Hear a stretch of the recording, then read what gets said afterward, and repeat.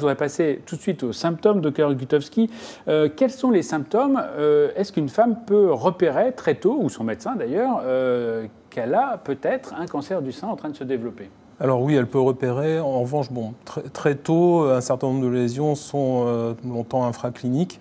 La lésion la plus fréquemment repérée va être la sensation d'une boule au niveau du sein, avec éventuellement une déformation qu'elle peut remarquer, une attraction de la peau. On a fait une petite infographie d'ailleurs pour suivre ça. Ah. On va la voir.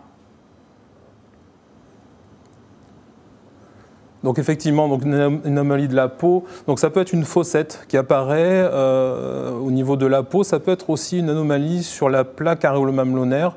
Parfois avec des lésions qui ressemblent un peu à de l'eczéma du mamelon. Ça peut traduire quelque chose de sous-jacent, de malin au niveau du sein. L'écoulement par le mamelon, ce n'est pas quelque chose qui est très fréquent. Alors la palpation de quelque chose au niveau de l'aisselle, d'une boule également au niveau de l'aisselle, peut traduire un ganglion réactionnel ou atteint par la maladie cancéreuse du sein, et peut être parfois révélateur de la présence d'un cancer du sein.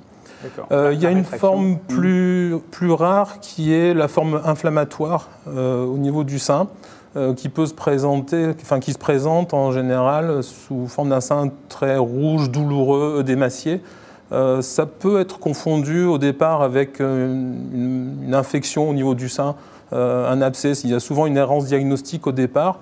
Et après des traitements d'épreuves antibio, en général, il est conseillé, donc, si jamais cette inflammation perdure, de consulter le radiologue ou un clinicien pour vérifier qu'il n'y a pas autre chose derrière et que c'est pas simplement qu'il n'y a pas d'infection en fait.